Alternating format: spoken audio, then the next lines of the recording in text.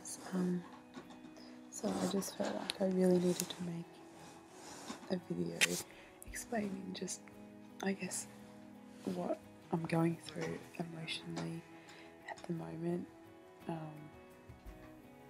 It's a bit spontaneous and I really don't know what I'm going to be saying, but I just really feel like I'm going to share this because reading all this information about what other adoptees go through and how much just I can relate to it.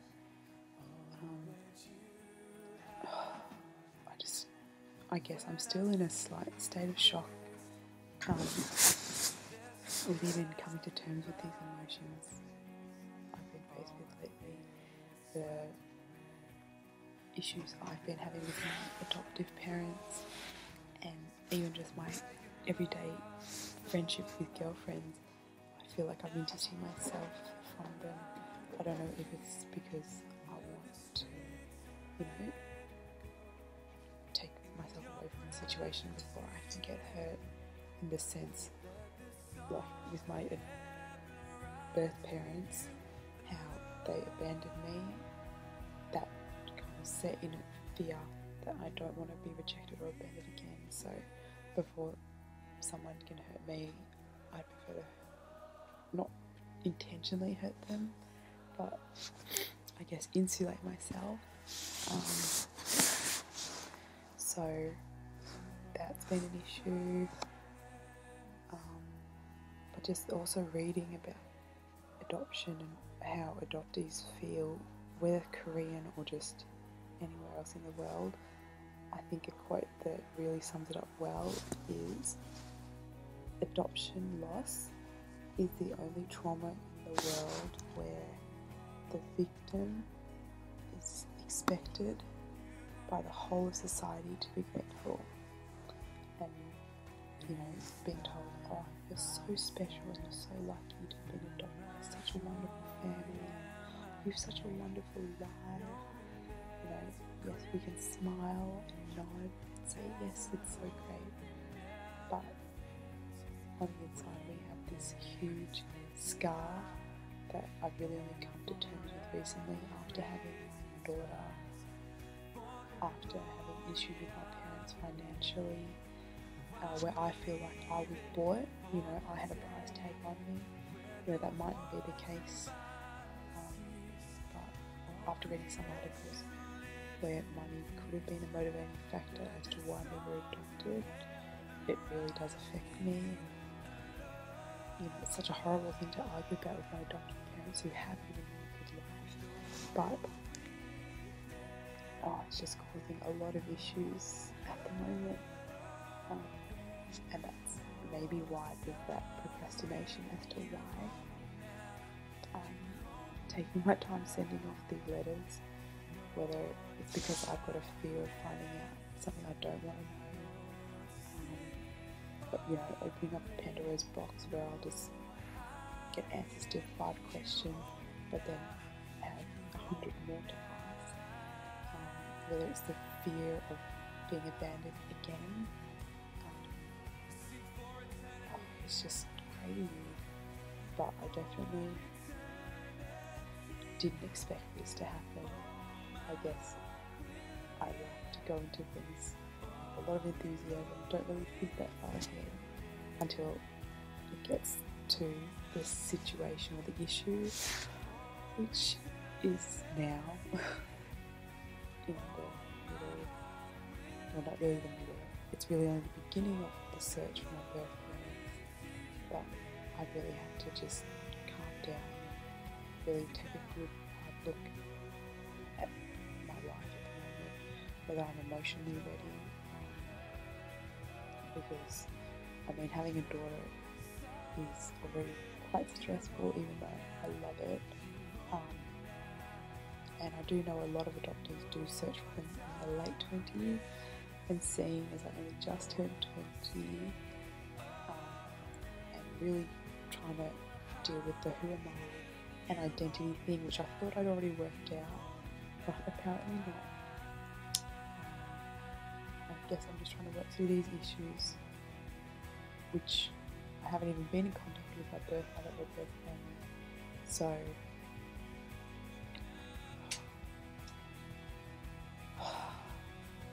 I just really do appreciate all your support, and sorry this isn't a happy, smiley, joyful video, but I just hope it gives you a bit of a real view into, you know,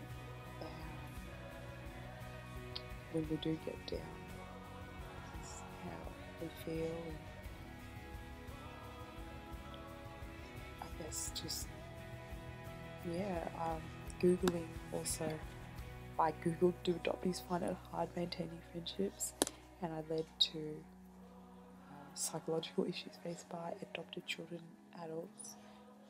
That's on www.mentalhealth.net.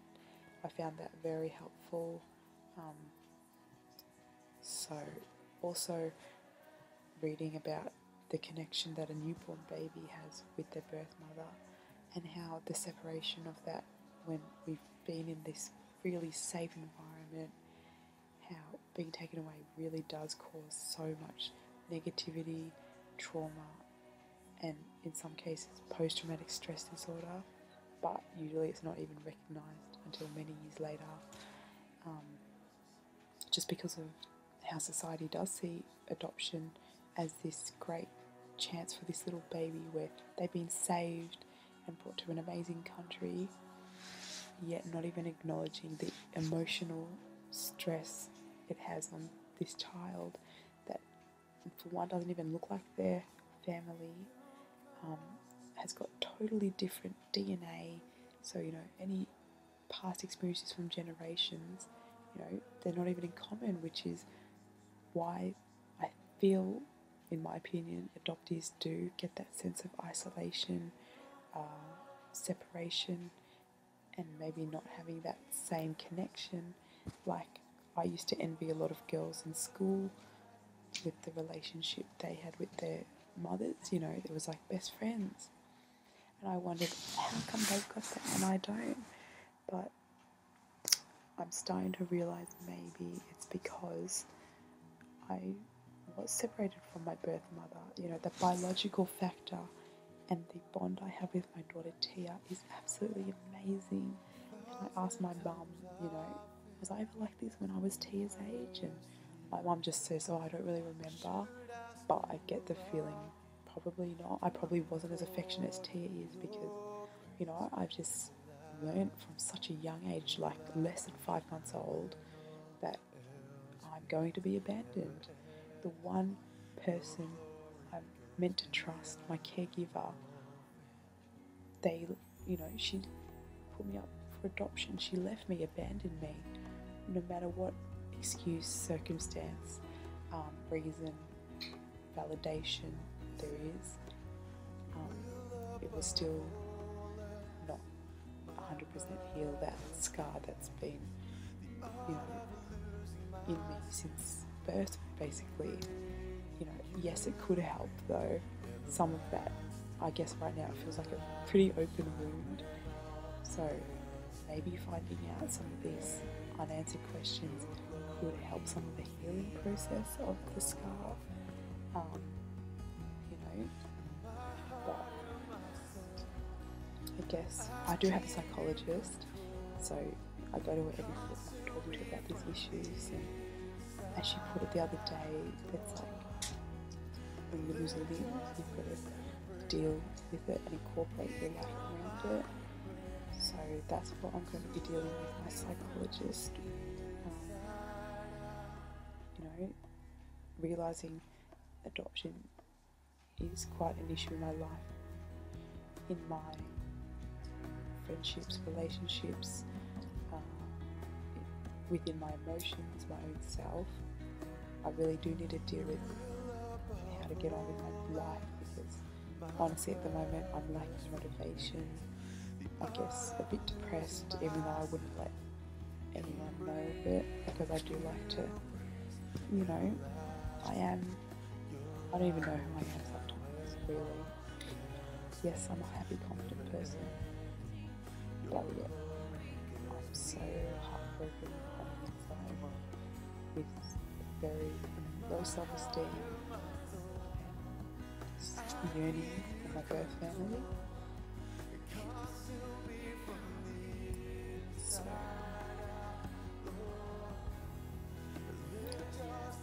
I just really something comes out of this, and I do know God does have perfect time and He does have a plan. So until then, I'm just gonna stick it out, be with my daughter, Tiah, have a happy relationship back with Dad. Which is a long story, but people do change and can be forgiven.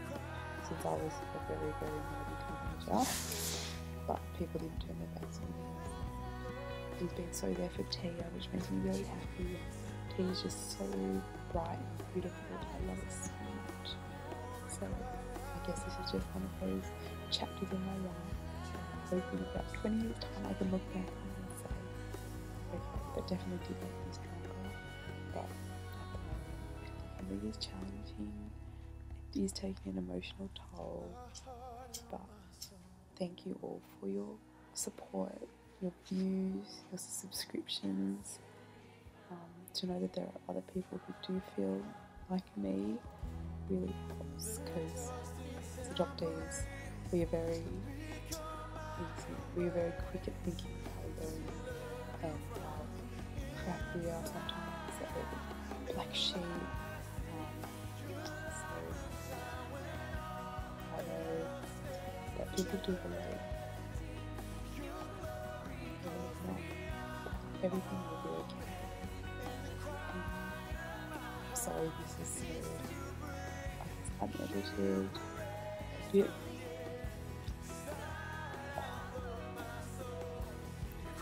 Thanks for watching, and I'm sorry I haven't posted a video about the non-identified information yet. I know I said I would, but is the real reason, I guess, as to why I've been posting it, just because I'm really not feeling emotionally ready.